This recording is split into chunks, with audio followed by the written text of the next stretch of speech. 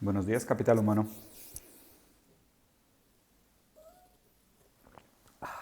¿Cómo están?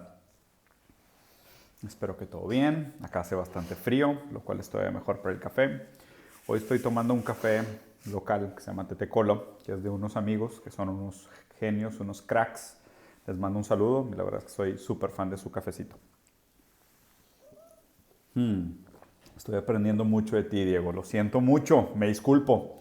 Una disculpa terrible por el daño que les he hecho con todo lo que les he enseñado, que es una paradoja muy rara entre el trabajo de los intelectuales, debería de ser ayudar a los demás a ver la realidad, cómo funcionan las cosas, pero pues es deprimente ver cómo funcionan las cosas. Deprimente, güey. En serio que buen día, capital humano. Faro, a rato te veo, hermanito. Bueno, vamos a ver las noticias antes de ponernos demasiados filosóficos sin ningún sentido. ¿Okay? A ver qué está pasando con el mundo. En Reforma, dos, tres cosas bien chidas. Nada nuevo, y perdonen por la tosida, todavía no se me quita completamente la bronquitis, pero ahí va. Aumento de violencia en Centroamérica. ¿Por qué será? ¿Por qué será que existen picos de violencia? ¿El ser humano es violento por naturaleza? ¿O las condiciones materiales en las que vivimos son las que nos hacen violentos? ¿Por qué será? ¿Cómo se resolverá esto? ¿Con más policía? Sí, seguramente lo que hace falta es más policía, porque más ley es menos crimen, ¿verdad? Totalmente de acuerdo todos, ¿verdad? Porque pues, mientras más policías, menos crimen. No sirve nada mejorar las condiciones de la gente. Mejor vamos a darles más macanazos. Porque si les damos más macanazos, van a aprender a aguantar, tolerar su terrible realidad y no tienen opción más que portarse bien. Entonces, siempre que vean este tipo de noticias, lo que tienen que ver por detrás es qué es lo que causa la violencia. ¿El ser humano es violento por naturaleza? O sea, ¿existe tal cosa como una violencia a priori? O sea, ¿el ser humano nace con deseo de matar, con deseo de robar, con deseo de violar, con deseo de tener represalias físicas hacia el otro? Obviamente no. Si los pones en un contexto de conflicto y escasez y alta competencia y desigualdad, va a aumentar la violencia. Entonces, pues, nada nuevo.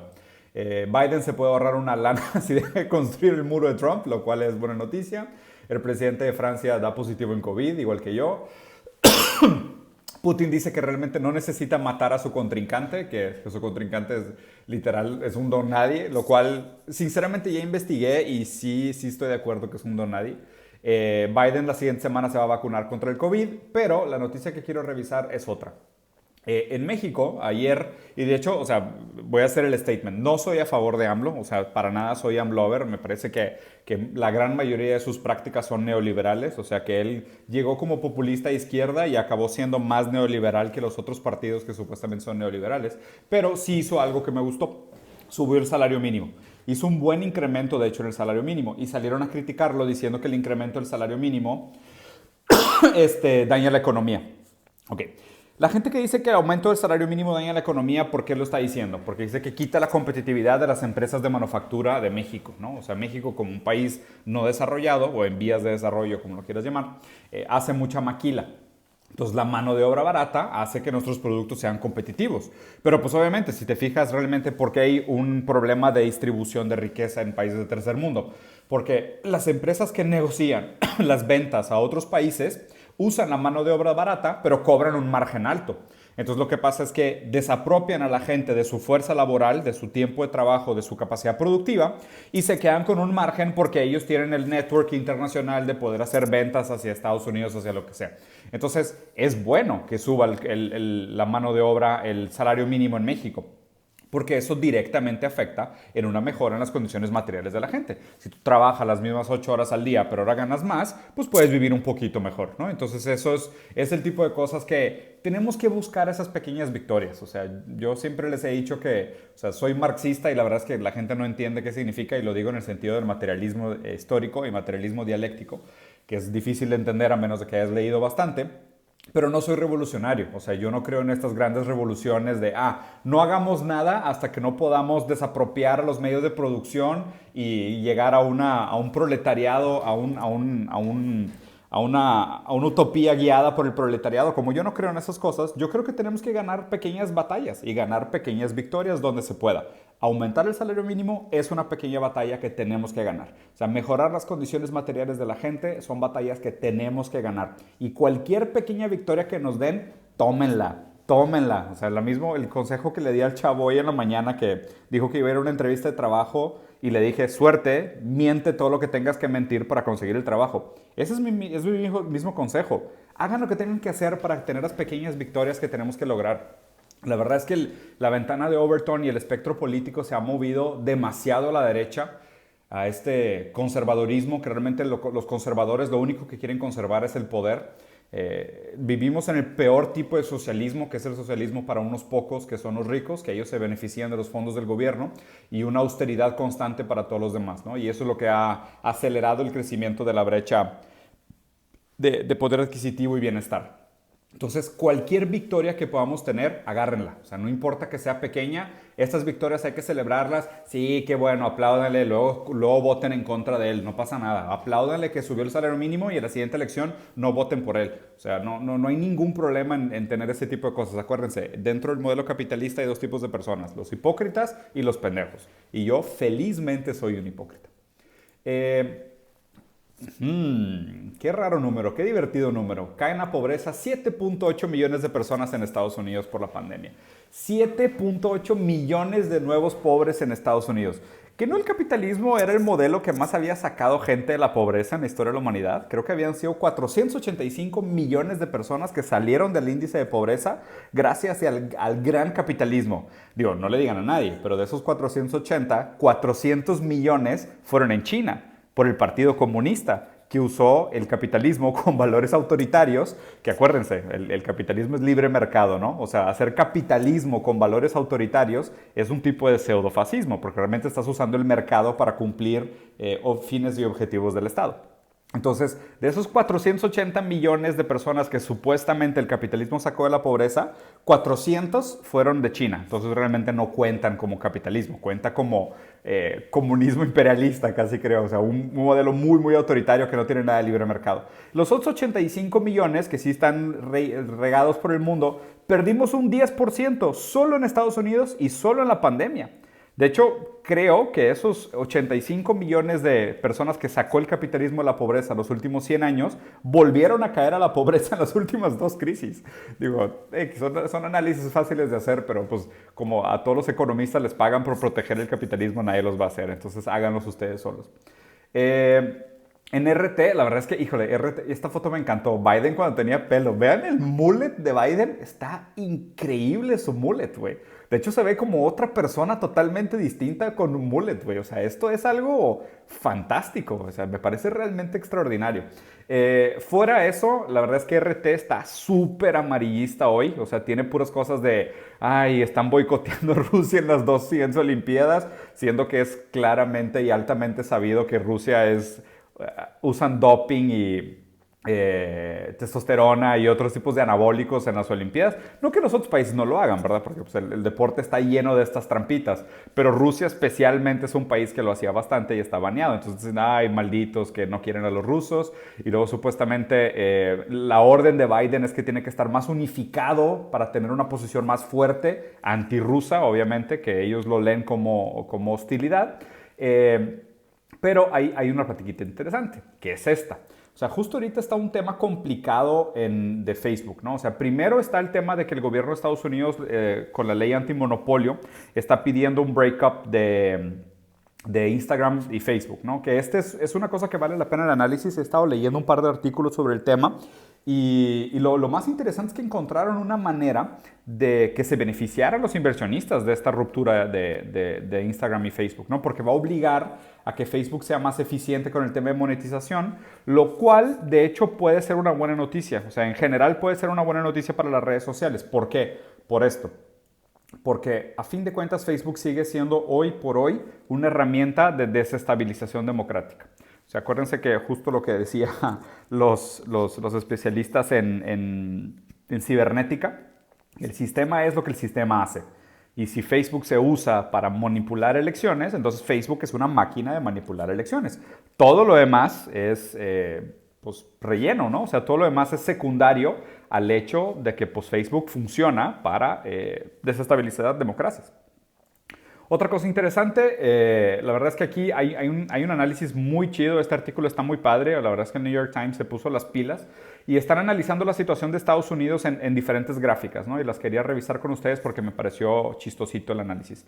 Primero, mucha de la fuerza laboral que se perdió, o sea, vean, esta es la pandemia, ¿no? Desde enero a abril. O sea, la cantidad de gente que perdió empleos de enero a abril, o sea, que fue de 63% a 60%, no regresó.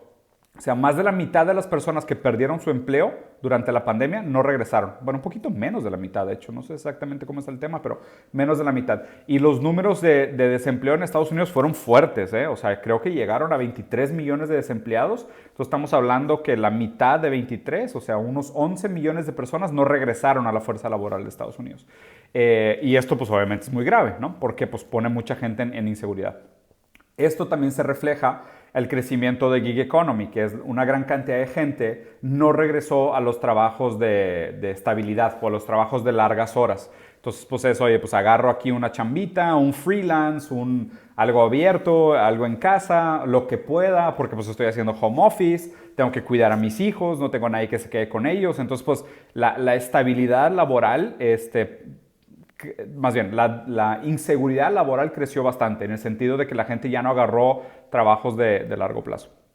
Esta gráfica también está interesante, que es cómo el gap de desempleo por género y por raza. Entonces aquí está el gap laboral para hombres, entonces negros, hispanos, asiáticos y blancos. Entonces, en hombres, asiáticos en blancos y blancos el índice de desempleo es casi igual, 6.2. En negros es de 11%.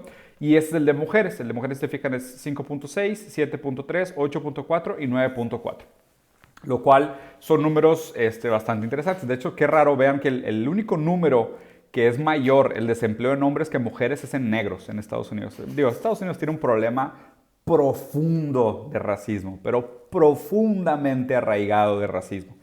Y pues eso se refleja mucho en estas gráficas, ¿no? Entonces, creo que hice la broma ayer que ser mujer negra en Estados Unidos era jugar en hard mode.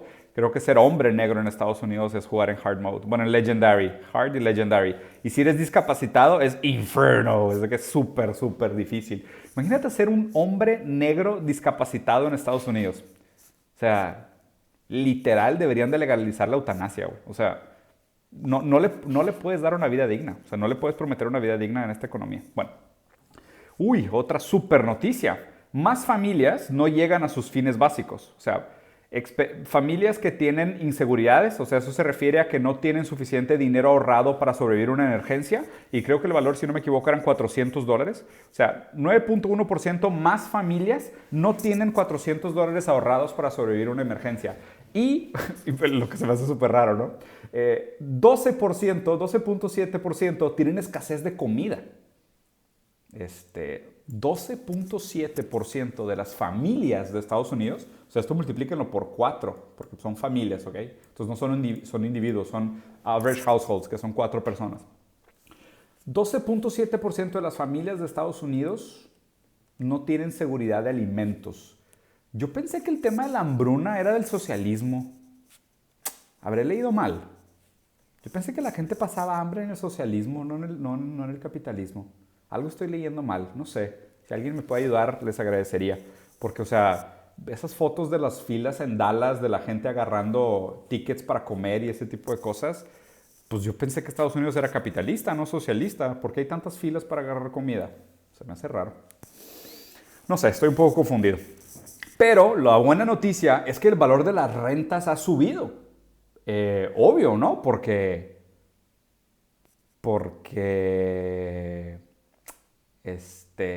a ver, tratemos de entender la economía. Hay más gente desempleada, hay más gente pobre, hay más gente con empleos inestables y subió la renta. ¿Qué será? ¿Será que los inmuebles pasivos son una inversión segura y la gente que no tiene prisa para arriesgar su dinero prefiere comprar bienes y rentarlos a largo plazo porque sabe que la plusvalía no se pierde? No creo, porque pues digo, supuestamente debería haber una estabilidad entre oferta y demanda. No sé, no estoy seguro. ¿Alguien que sepa leer el tarot que me puede explicar por qué hace sentido que suba el valor de las rentas cuando baja la demanda? Qué raro, ¿no? Alguien que sepa de tarot que me pueda explicar, estaría chido. Y los salarios regresaron a la normalidad rápidamente. Sí, digo, eso es bueno que hayan regresado los salarios a la normalidad rápidamente. Digo, acuérdense de la brecha salarial que sigue siendo un problema muy grave. Que de hecho si lo lees aquí a detalle, como los sueldos altos, o sea, gerenciales para arriba, no estaban en riesgo y representan la gran mayoría de estos sueldos, pues el impacto no fue tan fuerte, porque pues obviamente los CEOs se siguieron pagando bonos, los gerentes no perdieron sus puestos, los directores tampoco, solo la gente fundamental fue la que perdió su trabajo. Acuérdense, los trabajadores esenciales fueron los que sufrieron. Entonces, migramos de una economía de servicios a una economía de bienes, entonces la gente dejó de pagar por experiencias y empezó a pagar por cosas básicas, que esto es algo normal que siempre pasa en momentos de crisis. La gente no solo regresa a sus hábitos de consumo tradicionales, sino que regresa a productos tradicionales y deja de comprar pendejadas. O sea, deja de comprar pendejadas en el sentido intangibles y empieza a comprar más bienes físicos, porque la tangibilidad, lo físico, lo perceptible, lo sensorial, genera una mayor seguridad, ¿no? Entonces esto es normal, pasa en todas las crisis históricas, ha pasado lo mismo. New business applications are way up, entonces pues hay más emprendedores, de lo cual es bueno, supongo, o sea que la gente está emprendiendo más. Esto sinceramente no lo leí.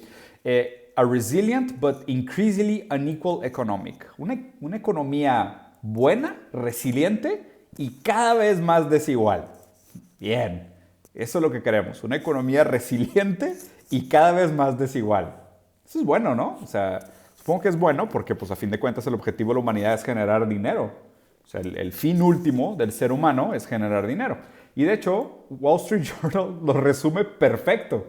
Están discutiendo los gobernantes quedarse más tiempo porque los claims de desempleo y de gente desesperada siguen subiendo, pero la bolsa de valores llega a números récords porque saben que viene otro estímulo. Qué bonito, ¿no? O sea, qué bonito que estén estas dos frases y mira, hasta a mí en lo mismo, güey. Me encanta cuando las cosas se alinean así. Mi lado obsesivo ama este tipo de coincidencias del universo. Cuando al mismo tiempo dices de que más gente está desempleada y está perdiendo, o sea, caída de la demanda agregada pero no importa, la bolsa de valores llegó a récords. ¿Por qué? Porque el Estado va a inyectar dinero. El Estado va a inyectar dinero a la economía. ¿Por qué funciona el capitalismo? Porque el Estado inyecta dinero a la economía. Por eso él llega a números récords. Porque el Estado es el que inyecta dinero.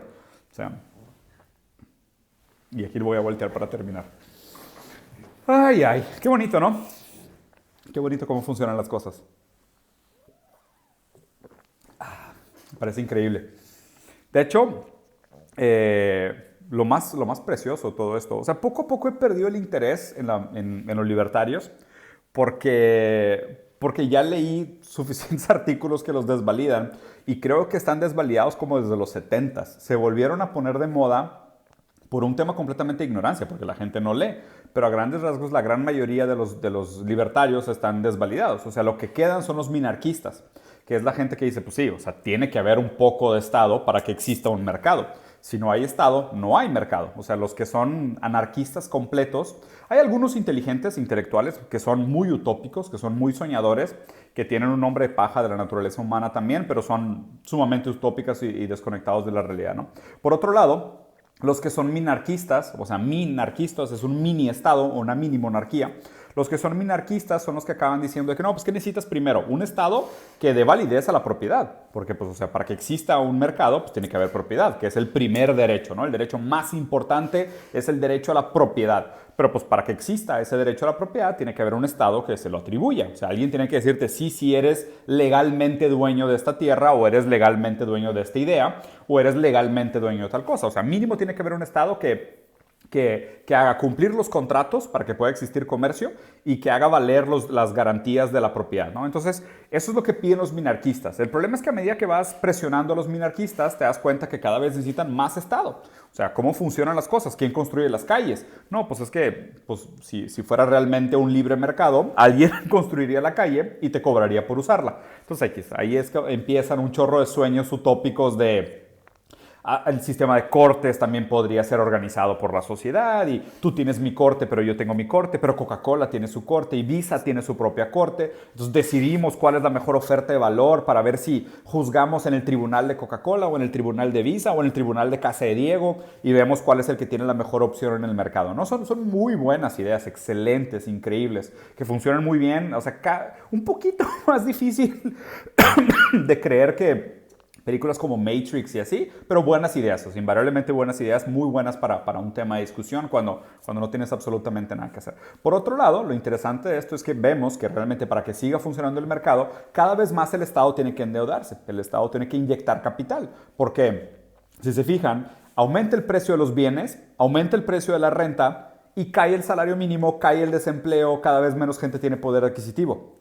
Colapso de demanda agregada. Que les he dicho esto 70 veces desde que empezó la pandemia. El problema que tiene la economía es que no recicla el valor agregado. La gente que gana dinero no lo gasta y la gente que trabaja no gana lo suficiente para gastar ni para comprar lo que produce. Ese es el sueño y la paradoja intrínseca de por qué el capitalismo no funciona. Entonces lo que tenemos que hacer es pelear las pequeñas batallas y robarnos todo lo que se pueda robar. Todas las pequeñas victorias hay que robárnoslas. ¿Se puede aumentar el salario mínimo? Róbalo. ¿Le puedes mentir a tu jefe y llegar más tarde y trabajar menos y ganar lo mismo? Miente.